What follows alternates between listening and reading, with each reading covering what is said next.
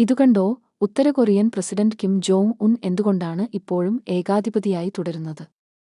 ഇത് ഒന്ന് കേട്ടുനോക്കൂ. ഉത്തര കൊറിയയിൽ അധികാരം ഒരു രാജവംശം പോലെ കിം കുടുംബത്തിനുള്ളിൽ കൈമാറുന്നു. അതിനാൽ ജനങ്ങൾക്കും നേതൃസംവിധാനത്തിനും മറ്റൊരു നേതൃത്വം ചിന്തിക്കാൻ കഴിയുന്നില്ല. ഉത്തര കൊറിയയിൽ അധികാരം ഒരു രാജവംശം പോലെ കിം കുടുംബത്തിനുള്ളിൽ കൈമാറുന്നു.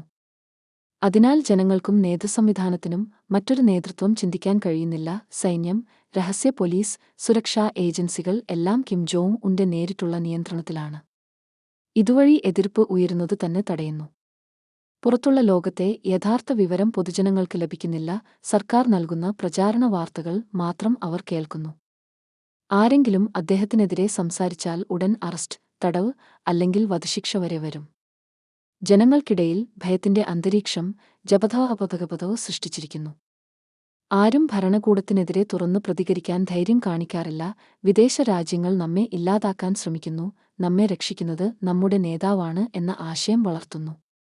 ഇതുവഴി നേതാവിനെ രക്ഷകനായി കാണിക്കുന്നു. രാജ്യത്തിനകത്തും പുറത്തും അദ്ദേഹം ശക്തനായ നേതാവാണെന്ന് തെളിയിക്കാൻ ആണവായുധങ്ങൾ ഉപകരിക്കുന്നു. കിം ജോങ് ഉന്നിനെ കുറിച്ചുള്ള നിങ്ങളുടെ അഭിപ്രായങ്ങൾ കമന്റായി രേഖപ്പെടുത്തുക. ഇതുപോലെയുള്ള വിവരങ്ങൾക്കായി ലൈക്ക് സബ്സ്ക്രൈബ് ചെയ്യുക.